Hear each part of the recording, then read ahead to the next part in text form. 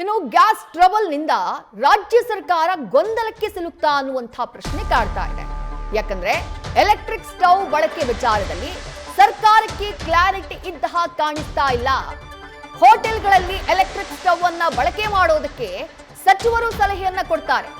ಸದನದಲ್ಲಿ ನಿಂತು ಪ್ರಶ್ನೆಗೆ ಉತ್ತರ ಕೊಡುವಂತಹ ಸಂದರ್ಭದಲ್ಲಿ ಆಹಾರ ಇಲಾಖೆಯ ಸಚಿವ KH ಮುನಿಯಪ್ಪ ಅವರು ಸಲಹೆಯನ್ನ ನೀಡ್ತಾರೆ. ಒಂದು ವಾರ ಇನ್ನೂ ಕಷ್ಟ ಆಗಬಹುದು, ಅಲ್ಲಿ ತನಕ ಎಲೆಕ್ಟ್ರಿಕ್ ಸ್ಟವ್ಗಳನ್ನ ಬಳಕೆ ಮಾಡಿ ಅನ್ನುವಂತಹ ಸಲಹೆಯನ್ನ ಸದನದಲ್ಲಿ ನಿಂತ್ಕೊಂಡು ಕೊಟ್ಟರು KH ಮುನಿಯಪ್ಪ ಅವರು.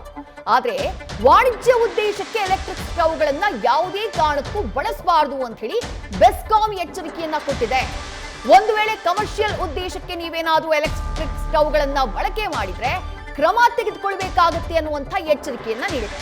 ಈ ಎರಡೆರಡು ನೀತಿಯಿಂದಾಗಿ ಹೋಟೆಲ್ ಉದ್ಯಮಿಗಳಿಗೆ ಗೊಂದಲ ಕಾಡುವುದಕ್ಕೆ ಶುರುವಾಗಿದೆ. ನಾನು ಸಲಹೆ ಮಾಡಿದ್ದೀನಿ, ಸದ್ಯಕ್ಕೆ ಒಂದು ವಾರ 10 ದಿನ ನೀವು ಎಲೆಕ್ಟ್ರಿಕ್ ಸ್ಟವ್ ಏನಾದರೂ ಉಪಯೋಗಿಸಿ ತೀರಾ ಅವಶ್ಯಕತೆ ಇರುವಷ್ಟು ತಯಾರು ಮಾಡಿ,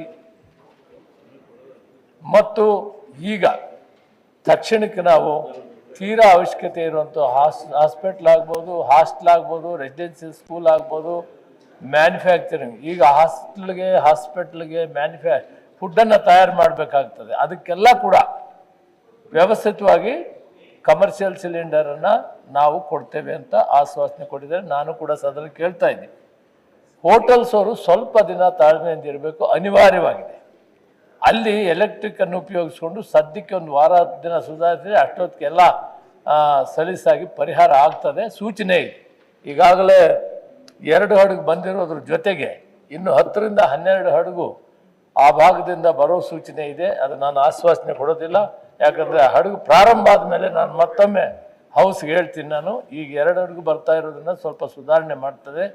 ಅಲ್ಲಿ 10-12 ಹಡಗು ಪ್ರಾರಂಭ ಆಗಿಬಿಟ್ರೆ ಇಲ್ಲಿ ನಾವು ಇದರ ವ್ಯವಸ್ಥೆ ಮಾಡೋದಕ್ಕೆ ಏರ್ಪಾಟುಗಳು ಮಾಡಿಕೊಳ್ಳೋದಕ್ಕೂ ಕೂಡ ಈಗ ಸೂಚನೆ ಕೊಟ್ಟಿದ್ದೀವಿ. ತಮ್ಮ ಮುಖಾಂತರ, ಸಭಾಪತಿಗಳ ಮುಖಾಂತರ ನಾನು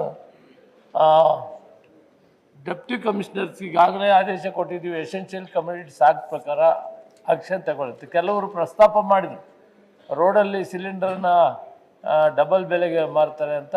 ಕಮಿಷನರ್ ಕೂಡ ಈಗಾಗಲೇ ನಾವು ಪೊಲೀಸ್ ಕಮಿಷನರ್ ಕೂಡ DGP ಅವ್ರಿಗೂ ಕೂಡ ಹೇಳಿದ್ದೇವೆ.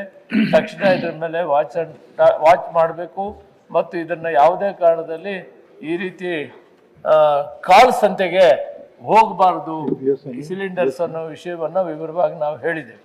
ಆದ್ದರಿಂದ ನಾನು ಮಾನ್ಯ ಸದಸ್ಯರಿಗೆ ಹೇಳ್ತಾ ಇದ್ದೀನಿ, ಸರ್ಕಾರದಲ್ಲೇ ಯಾವ ರೀತಿಯಾದಂತಹ ಗೊಂದಲ ಇದೆ ನೋಡಿ.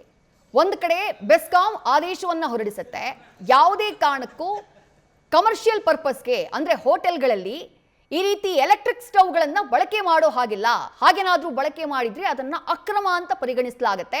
ಯಾರು ಹೋಟೆಲ್ಗಳಲ್ಲಿ ಈ ಎಲೆಕ್ಟ್ರಿಕ್ ಸ್ಟವ್ಗಳನ್ನ ಬಳಕೆ ಮಾಡ್ತಾರೋ ಅವರ ವಿರುದ್ಧ ಕ್ರಮ ಆಗುತ್ತೆ ಅಂತ ಹೇಳಿ ಆಲ್ರೆಡಿ ಬೆಸ್ಕಾಂ ಎಚ್ಚರಿಕೆಯನ್ನ ಕೊಟ್ಟಿದೆ. ಹಾಗಾದ್ರೆ ಆಹಾರ ಸಚಿವರಾಗಿರುವಂತಹ KH ಮುನಿಯಪ್ಪ ಅವರಿಗೆ ಈ ಬಗ್ಗೆ ಮಾಹಿತಿ ಇಲ್ವಾ ಅನ್ನೋದು ಪ್ರಶ್ನೆ. ಯಾಕಂದ್ರೆ ವಿಧಾನ ಪರಿಷತ್ನಲ್ಲಿ ನಿಂತು ಅವರು ಮಾತನಾಡುವಂತಹ ಟೈಮ್ನಲ್ಲಿ ಅವರು ಸಲಹೆಯನ್ನ ಕೊಡ್ತಾರೆ ಹೋಟೆಲ್ ಉದ್ಯಮಿಗಳಿಗೆ. ಇನ್ನೂ ಒಂದು ವಾರ ವಾಣಿಜ್ಯ ಬಳಕೆಯ ಸಿಲಿಂಡರ್ಗಳು ಪೂರಕ ಪ್ರಮಾಣದಲ್ಲಿ ಲಭ್ಯವಾಗೋದಕ್ಕೆ ಕಷ್ಟ ಆಗುತ್ತೆ, ಹಾಗಾಗಿ ಅಲ್ಲಿ ತನಕ ಎಲೆಕ್ಟ್ರಿಕ್ ಸ್ಟವ್ಗಳನ್ನ ನೀವು ಬಳಸಿ ಅನ್ನುವಂಥ ಸಲಹೆಯನ್ನ ಆಹಾರ ಸಚಿವರು ಕೊಡ್ತಾರೆ. ಹಾಗಾದ್ರೆ ಹೋಟೆಲ್ ಉದ್ಯಮಿಗಳು ಈಗ ಯಾವ ನಿಯಮವನ್ನ ಪಾಲಿಸಬೇಕು? ಆಹಾರ ಸಚಿವರು ಸಲಹೆಯನ್ನ ಕೊಟ್ಟಿದ್ದಾರೆ ಅಂತ ಹೇಳಿ ಎಲೆಕ್ಟ್ರಿಕ್ ಸ್ಟವ್ಗಳನ್ನ ಬಳಕೆ ಮಾಡಬೇಕಾ, ಅಥವಾ ಬೆಸ್ಕಾಂನವರು ಬಳಕೆ ಮಾಡಿದ್ರೆ ಕ್ರಮ ಆಗುತ್ತೆ ಅನ್ನುವಂಥ ವಾರ್ನಿಂಗ್ ಕೊಟ್ಟಿರೋದ್ರಿಂದ ಬಳಕೆ ಮಾಡದೆ ಸುಮ್ಮನಾಗಿ ಹೋಟೆಲ್ಗಳಿಗೆ ಬೀಗ ಜಡಿಬೇಕಾ? ಇದು ಸದ್ಯಕ್ಕಿರುವಂತಹ ಪ್ರಶ್ನೆ. ಆದಷ್ಟು ಶೀಘ್ರದಲ್ಲಿ ರಾಜ್ಯ ಸರ್ಕಾರ ಈ ಗೊಂದಲವನ್ನ ಬಗೆಹರಿಸಬೇಕಾದಂಥ ಅನಿವಾರ್ಯತೆ ಇದೆ. ನ್ಯೂಸ್ ಫಸ್ಟ್, ನಿರ್ಭೀತಿಯಿಂದ ನಿಮ್ಮ ಪರವಾಗಿ.